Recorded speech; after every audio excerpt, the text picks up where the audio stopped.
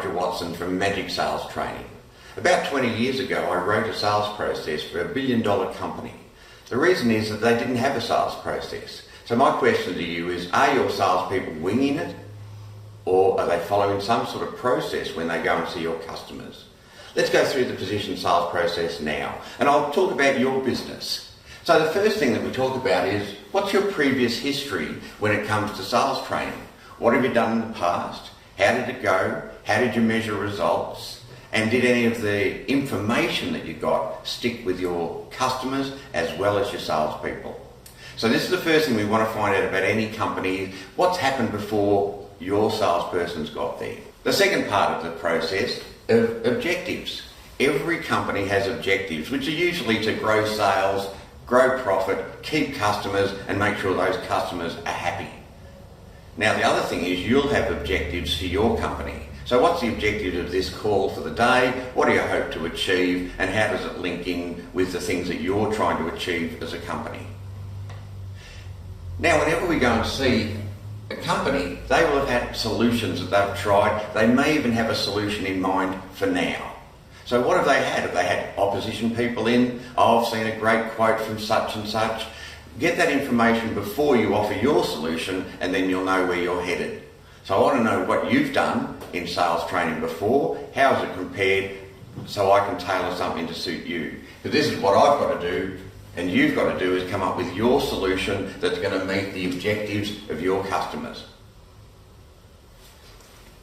Every situation has obstacles, so we need to investigate the obstacles. What's going to stop this solution from actually being implemented? Investigate. What does that mean? It means we're asking questions. So questions is the greatest tool a salesperson can have. So we need to investigate what are the things that are going to get in the way of this solution working. The next step is timing.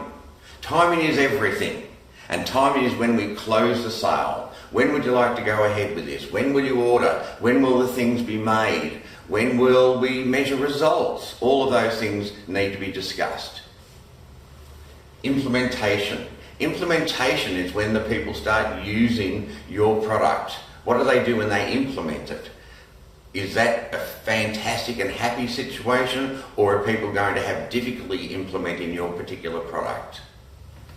This is where we have a look at the outcomes. So are the outcomes happy or sad? And so again, the outcomes could be immediate, couldn't even get this thing to work, versus, hey, 12 months later, this is working really well, it's been fantastic. So we've got to have a look at, did the outcomes match the objectives? So did we actually get what we were trying to achieve? And that's, we hope, the outcomes don't slap us in the face, they delight the customer. Which takes us on to the next part. What's the next opportunity or need that your customer has now that they've actually understood your company and want to use you even more? So this is a position sales process: previous history, objectives, solutions, investigate the obstacles, what's the timing for everything, implement, outcomes, and what's the next opportunity. Each spells position if you haven't worked that out. Thanks for listening to us. Give me a call. Here I am, Roger Watson at Magic Sales Training. Thanks for your time.